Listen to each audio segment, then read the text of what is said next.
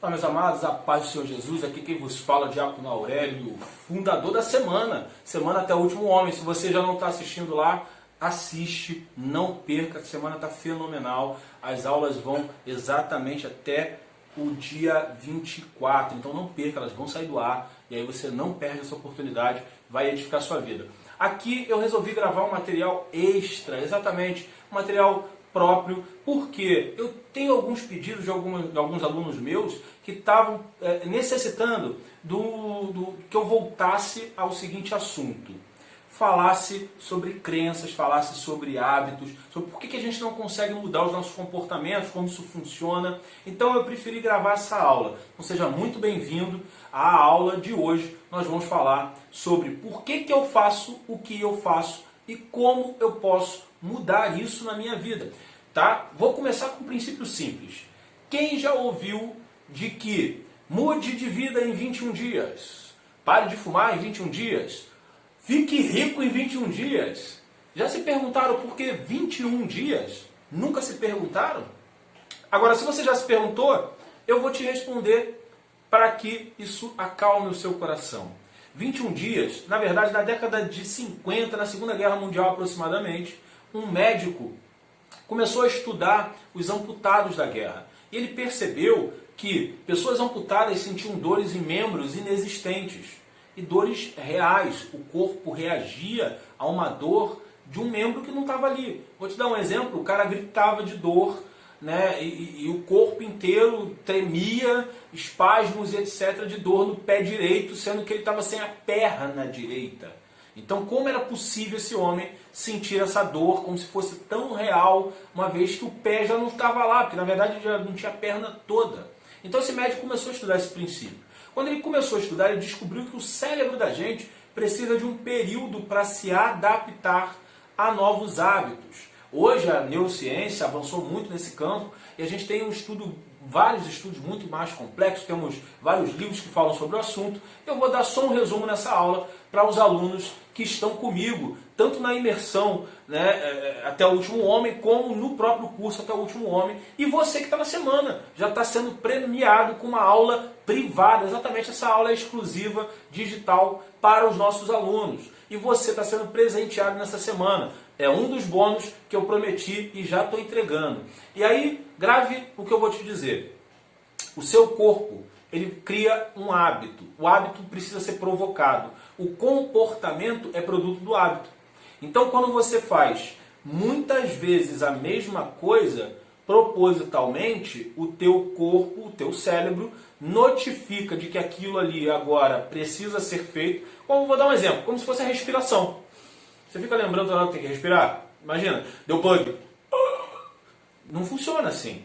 Pelo contrário, você aprendeu assim que saiu da barriga da sua mãe. Respirou a primeira vez. Pronto. E aí, como você continuou fazendo isso, o que aconteceu? O seu cérebro gravou. Falou, opa, eu preciso disso. Isso é indispensável. Então, entrou no piloto automático. Tanto que para você poder prender a respiração, você precisa aqui fazer o quê? Enviar um comando. Faz sentido para você? Senão, quando você para, o que acontece? Você volta a respirar. Então, os hábitos são formados do mesmo princípio. Você precisa provocá-los durante um período.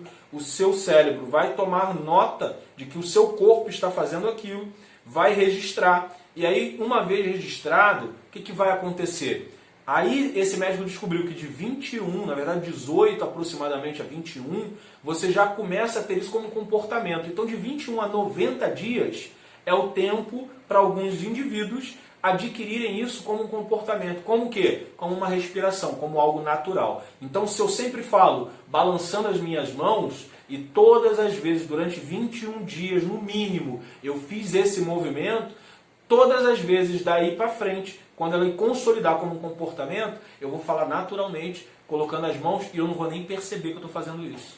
Por quê? Já ficou automático. O que isso tem a ver com a vida do obreiro? Aqui está o master dos nossos desenvolvimentos. O que acontece? Quando você entende o porquê você faz, você consegue identificar e buscar uma solução para mudar a direção. Então é mais ou menos assim, eu estou dirigindo um carro, numa estrada que eu não estou prestando atenção na estrada, eu estou só seguindo a estrada. De repente, eu coloco uma bifurcação. É aí que está o grande barato, o grande ponto ápice para a gente se desenvolver e evoluir como obreiro. Como assim como obreiro? Porque quando você entende isso numa mecânica e coloca, aplica no seu chamado, naquilo que você faz na sua igreja, naquilo que você faz no seu ministério, você vai notar a diferença que é aqui, ó, milimétrica agora. E aí, de repente, você mudou, saiu daquela estrada. Saiu daquela estrada e olha para onde você foi. Lá na frente é gigantesca. E é isso que está acontecendo com algumas pessoas. Então, e é isso que também vai acontecer contigo. Eu vou explicar esse princípio, tá? Ele funciona basicamente assim. Eu vou colocar algumas palavras e aí a gente vai montando a escala aqui junto comigo no vídeo. Então, se às vezes entrar aqui na minha frente, fica à vontade, porque eu prefiro que você absorva a informação do que ficar simplesmente só olhando para mim aqui, tá bom? Então, se concentra no que eu vou te explicar agora. Vamos lá. O organograma funciona da seguinte forma. Tudo que você vê nasce no seu pensamento. O seu pensamento, tá? Ele baseia o fato que ele está vendo. Então vamos lá.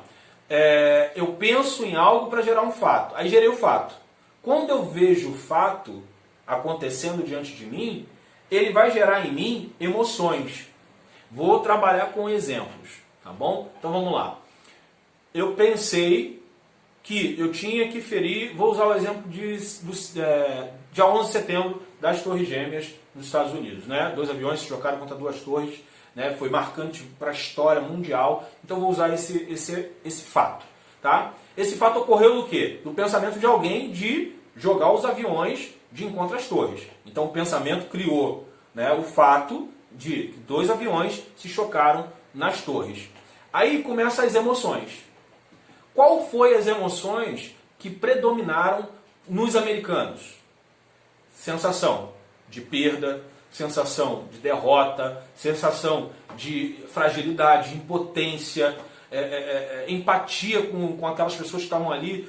Muitos choraram, muitos se emocionaram porque se sentiram feridos na sua família mesmo não tendo parentes atingidos diretamente, mas se sentiram feridos. Comoção mundial. Isso fez com que todos naquele momento sentissem emoções negativas, tá? Porque são emoções que remetem à perda, à dor, a sentimentos, à morte. Então são emoções negativas. Do outro lado, quais foram as emoções que nós tivemos? Para aqueles que enviaram os aviões e que acertaram o alvo, dever cumprido, alvo alcançado, missão cumprida, vitória, conquista, nós conseguimos ferir aqueles que para eles, no discurso deles, ou na visão deles naquele momento, era um grande inimigo. Então eles abateram um grande inimigo num lugar que doía mais, num lugar que coisa. Entendem que são emoções positivas, de vitória, de conquista, de vibração? Então, a gente tem o mesmo fato, só que já geramos 2 emoções. Emoções negativas e emoções positivas. Perfeito. Aí, quem tem as emoções negativas, gerou o quê? Gerou uma crença, porque todas as 2 emoções geram crenças. Só que quem tem uma emoção negativa, agora gerou uma crença limitante. Por quê? Porque agora todo mundo que se parece com o povo ao qual me ameaçou é suspeito. Agora eu comecei a criar crença de que eu não faço mais negócios com esse povo. Agora eu começo a gerar crença de que todos são bandidos, todos são mau caráteres, todos são pessoas que não geram confiança. Eu gerei uma crença limitante. Por quê? Porque não tem a ver com realmente quem eles são, mas como eu absorvi o fato que recebi. Então agora para mim todos viraram inimigos. Então todo aquele que vem do Oriente Médio virou um inimigo em potencial. E não importa nem o país mais, já virou automaticamente inimigo. E quando vira inimigo, você cria barreiras automáticas, porque o teu cérebro vai te defender. Sua programação básica é para sobreviver para te proteger e sobreviver. Essas são as configurações de fábrica. E a sua configuração de fábrica vai querer ficar com alguém que você considera como inimigo? Vai querer fazer negócio com alguém que você considera inimigo? Claro que não. Só que quantos negócios foram perdidos? Quantas vantagens foram perdidas? Quantas coisas poderiam ser de sucesso, deixaram de ser sucesso, porque simplesmente agora viraram inimigos. Entendeu? Porque é uma crença limitante, ela acaba te bloqueando a tomar ações, decisões de coisas que poderiam te gerar benefício. Mas por causa da crença, né, da emoção que você viveu negativa, essa crença agora te bloqueia para te proteger. E aí essa crença que te bloqueia, a gente ainda vai mostrar o que ela vai fazer, porque eu ainda vou agora na crença positiva. A crença positiva, ela gera o quê? Uma crença impulsionadora. A emoção positiva gerou uma crença impulsionadora. Qual é a crença que vai ser gerada aqui? Se eu atingir o país número 1 bélico do mundo, eu posso atingir qualquer outro. Se eu conseguir ferir os americanos, eu posso ferir qualquer outro país. Se eu conseguir vitória nesse tipo de modelo e atentado, eu posso conquistar qualquer outro modelo de atentado que eu vou ter vitória também. Então eles criaram o quê? Uma crença impulsionadora. Essa crença impulsionadora faz com que eles... Aí agora a gente vai para a escala de baixo. Comportamento. A limitante vai gerar um comportamento negativo. A gente está do lado negativo aqui. Então, comportamento negativo. E a impulsionadora vai gerar um comportamento positivo. Qual o comportamento negativo que a gente vai ter aqui? Como eu falei agora há pouco. Eu vou evitar fazer negócios, ele é meu inimigo, então eu vou me comportar em estado de defesa. Do outro lado, por sua vez, eu vou me comportar em estado de quem está em ataque, de quem está sempre em vitória. Já viu aquele jogador que entra, né, em quadra e aí todo mundo fala aquele time que está ganhando sempre, o pessoal fala assim, hoje eles perdem. Por quê? Porque eles estão de salto alto, porque eles já acham que ganharam, porque eles já acham que coisa, e aí não dão o máximo. Então tome cuidado também com os comportamentos positivos, eles precisam estar sempre alinhados. Eles são positivos, mas precisam estar sempre alinhados com o teu propósito, porque senão eles não vão te ajudar, e sim te auto-sabotar. Mas esse é assunto para uma outra aula. E aí o que vai acontecer agora aqui? A gente saiu dos comportamentos, porque as crenças viraram o hábito viraram comportamento, os comportamentos geram os resultados, nasceu o resultado. Talvez nasceu aquela vida que você sempre quis, mas não tem. Talvez nasceu até agora para você aquele comportamento daquele cargo que você sempre quis ter na tua empresa, mas você não tem o comportamento adequado para ele. E aí nunca consegue aquela promoção. Talvez você tenha um ministério lindo para desenvolver, mas até agora não deu nem o primeiro passo, porque precisa se relacionar com pessoas e você não quer. Você não acha as pessoas um inimigo, acha tudo uma barreira, acha dificuldade em tudo que você está vendo. Você se auto-sabota. Então, pare e pense agora. Essa aula é para desbloquear sua mente. Essa aula é para você entender que tudo pode ser alterado. Aurélio, isso é fácil? Claro que não. É igual ao Evangelho. É simples, mas nunca ninguém disse que é fácil. Até porque crescer dói. Se crescer dói, por que vai ser fácil? É doloroso. Você mudar um hábito é muito doloroso. É difícil. Vou te dar um exemplo. Quem não tem o hábito de acordar cedo já tem a desculpa programada. Qual a desculpa? Não sou matutino. Quem te ensinou isso, meu querido? Você já nasceu de noite e falou, nasci de noite, vivo de noite, durmo de noite, aliás, vivo acordado de noite, só durmo de noite. Não existe isso, meu querido. Você adquiriu esse hábito ao longo da sua vida. É igual, por exemplo, o hábito da bebida. É igual o hábito do cigarro, que se tornam vícios, mas nasceram com um comportamento. Você primeiro gerou o hábito gerou o comportamento que se tornou um vício. Como assim, Aurélio? Então é tudo mecânico? Sim, é mecânico. Pode não parecer para você, pode não ser tão simples quando eu estou tentando explicar, mas acredite, só não é fácil. E exatamente por não ser fácil é que poucos conseguem. Na verdade vai justificar uma coisa que a gente vê muito nas igrejas. Vamos lá, pare e pense por um instante. Se eu sirvo o mesmo Deus, se eu faço... fui chamado para o mesmo propósito, eu faço e tenho a mesma direção, assisto os mesmos cultos, sou mentoreado da mesma forma. Por que uns têm sucesso e outros não têm sucesso? Por que uns alcançam os seus objetivos e metas e outros não? Exatamente por comportamento. Então, quando a gente começa a compreender essa mecânica e essa técnica, a gente começa a perceber quem utiliza e quem não utiliza. Quem está disposto a pagar o preço de ficar até tarde da noite, por exemplo, ministrando uma aula e no dia seguinte ter que acordar cedo para fazer uma outra atividade. Quem tem uma vida organizada, quem tem uma metodologia clara, porque sabe aonde quer chegar, tem suas metas bem definidas, não perde tempo com coisas que não vão levá-lo ao seu destino. Essa é a diferença. Então isso está mudando os resultados. E para que você se desenvolva como obreiro, para que você desenvolva o seu ministério, para que você seja uma pessoa melhor, sinceramente melhor. E é o que eu desejo com essa semana, com essas aulas, com todo esse trabalho. Que você melhore. Pegue aquele hábito que você sabe que tem que mudar, você sabe. Não adianta ficar aqui falando, eu vou falar a noite toda, eu vou falar a madrugada toda, eu vou falar o dia inteiro, a tarde toda. Você vai assistir uma semana inteira comigo e não vai mudar nada. Por quê? Porque não adianta eu falar. Você sabe o que precisa mudar. Eu quero que você pegue isso que você precisa mudar e coloque no papel. Eu preciso mudar isso, eu quero parar com isso. Primeiras coisas que você precisa fazer, coloque a direção de Deus. Porque não importa o comportamento, não importa as circunstâncias, primeiro que precisa ter ciência da sua mudança, da sua vontade, é Deus para te ajudar. Principalmente naquelas que tem a ver com vício, que tem a ver com algo espiritual. Então, coloque isso no papel, ore a Deus, busque a direção de Deus. Em seguida, agora vamos para as partes técnicas, para as partes que você pode fazer. Vou dar um exemplo. Eu tenho tido muitos alunos que querem mudar comportamento. Muita gente me procura e todas as vezes que eu pergunto, qual o primeiro hábito que eu pergunto a eles assim, qual o primeiro hábito que você quer mudar na sua vida? O que você quer mudar? Aquela coisa que você sabe que você tem que mudar, mas não consegue, por algum motivo não consegue. E acredite, 92% dessas pessoas que me procuram falam sempre quase que a mesma coisa. Um comportamento. E a maioria desses comportamentos vinculados à ansiedade, ou agitação, ou à falta de concentração, ou qualquer coisa do tipo vinculado à correria do dia a dia. Quer dizer, a gente estamos, na verdade, tão sobrecarregados, estamos tão no piloto automático que isso está começando a refletir nos resultados, nas pessoas à nossa volta, nos ministérios, nas igrejas. Como? A gente está colocando gente para fora em vez de botar para dentro. Por quê? Porque a gente não sabe lidar com gente. A gente não está aprendendo a lidar com gente. A gente não quer, na maioria das vezes, infelizmente, eu sei o que eu estou falando aqui, infelizmente a gente não quer lidar com gente, porque dá trabalho.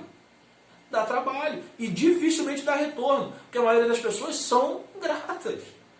Você não faz para você. Agora, enquanto você estiver fazendo para você, elas vão continuar sendo ingratas. Agora, quando você faz com um propósito, você sabe quem te chamou e para que te chamou, você faz para Deus. E quando você faz para Deus, vira um legado. Eu sou o exemplo vivo disso. Enquanto eu tentei fazer para mim algumas coisas, eu sempre me decepcionei com gente. E continuo me decepcionando, mas não vai mudar quem eu sou. Por quê? Porque eu sei quem me chamou. Então, primeira coisa que você precisa, a gente estava falando sobre isso nas aulas. Eu falei isso na semana até o último homem. Primeira coisa, você precisa ter definido o seu chamado. Quem te chamou e para que te chamou? Quem te chamou foi Deus e te chamou para ser servo. Se Ele que te chamou para ser servo dele, você não é servo de ninguém, você é servo de Deus. Então quem que vai te recompensar? É o outro? Não, é Deus. Ah, Aurélio, mas Deus recompensa pelas pessoas. Amém. Ele vai tocar o coração de alguém para te constranger e te abençoar. É simples assim. Agora, não muda a mecânica principal. Eu estou fazendo porque eu estou servindo. E se eu estou servindo, Deus me sustenta. Então, quando você entende isso, aí a gente vai para o próximo passo. 92% dessas pessoas que me procuram estão ansiosíssimas, estão agitadíssimas. E na maioria dos casos, grave isso, tá? Na maioria dos casos, não é ainda uma enfermidade. Porque a enfermidade, ela precisa ser tratada, você precisa procurar uma pessoa para te buscar, uma pessoa para te auxiliar, uma pessoa que tenha conhecimento, tá bom? E não é aqui o objetivo. Eu direciono comportamentos. Eu quero desenvolver você como uma pessoa melhor. Eu não trato doenças, eu não trato nada do tipo. Mas muitas vezes é o seu comportamento que está gerando a sua ansiedade. A sua falta de comportamentos correspondentes a uma vida mais tranquila. E aí, o que eu sugeri? Eu sugeri a alguns alunos meus, por exemplo, eu comecei com eles até a dinâmica. Eu fiz esse propósito também na minha vida, e eu comecei, que é acordar cedo, 1 hora antes do horário que eu tenho que acordar. Então, durante a semana, quando eu consigo ter uma rotina na parte da manhã, eu acordo bem cedo. Quando eu chego de manhã, e às vezes eu tenho trabalhos à madrugada, à noite madrugada, e aí como eu chego de manhã, então a hora que eu acordo, 1 hora antes do horário que eu acordo, ou assim que eu acordo, sempre 1 hora é minha. Essa hora minha é oração, meditação, respiração, controlar minha respiração e ansiedade, desenvolvimento pessoal, ler algum material, motivação, eu escuto áudios e vídeos motivacionais, palavras de autoafirmação. Quando eu comecei a inserir isso na minha rotina, isso mudou minha disposição para as coisas. É lógico que eu sinto também vontade, igual a todo mundo, sinto cansaço igual a todo mundo de fazer coisas diferentes, às vezes eu não fazer nada. É claro, mas é aí que está a diferença do resultado. Por quê? Que pessoas que servem o mesmo Deus, que têm a mesma bênção, a mesma promessa, não chegam no mesmo lugar. Por quê? Porque alguns escolhem o caminho, outros querem o caminho pronto e aí não vão a lugar nenhum. Porque tudo vira um problema. Se eu quero o caminho pronto, eu não quero dificuldade. Aí qualquer dificuldade eu paro. Aí para, Deus proverá. Aí fica naquela Deus proverá e Ele mesmo não está fazendo nada. Meu querido, Deus provê, mas você tem que colaborar a tua parte. Lucas 1,37 vai dizer, porque Deus é Deus do impossível. O que é possível é contigo. Exatamente, é contigo. Não é com Deus. Ele só vai fazer o que é impossível para você. Tem uma doença terminal, os médicos já disseram que não tem tratamento, descansa no Senhor, porque é impossível. Então é com Ele que você vai descansar. E aí realmente é fé, oração, medicar o que tem e buscar a Deus. Que se Ele desejar te salvar, Ele é o único que vai poder fazer o impossível. Porque o impossível para você, nesse caso, é possível para Deus. E Ele pode determinar a cura na sua vida. Agora, eu tenho ali um muro para levantar, eu tenho ali uma cadeira para fazer, eu tenho ali um carro para dirigir. Deus vai descer lá da glória para vir aqui dirigir o carro para você? Se Ele quisesse, até poderia. Mas Ele vai? Não, Ele já te deu as ferramentas para fazer, Ele já te deu a forma, Ele já te deu o entendimento, o conhecimento para dirigir, para fazer, para levantar o muro. Então é você que tem que fazer. Então entenda aqui o ponto master desse negócio. Quando você começa a compreender isso, você facilita todo o processo. Então a dica maior que eu deixo para você, se você é uma dessas pessoas que tem um dia muito agitado, uma rotina desorganizada, e aí por causa disso o dia parece que não acaba nunca, você está sempre cansado, fez muita coisa, não fez nada, não consegue fazer as coisas que você quer, eu vou te dar duas indicações que eu dou sempre para os meus alunos. A primeira delas é: crie rotina matinal, 1 hora antes do seu dia para você.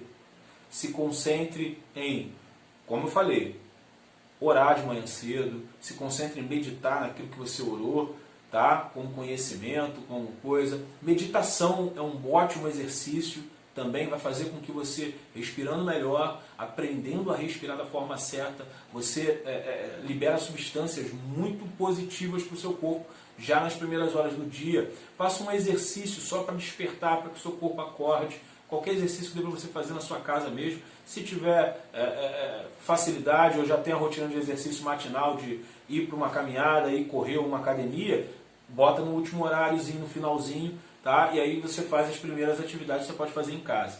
Pega, vai ler aquele livro de desenvolvimento pessoal. Aqui eu já vou deixar uma dica para você. Eu já estou falando da tua rotina matinal, eu vou deixar para você um livro conhecido como Tríade do Tempo.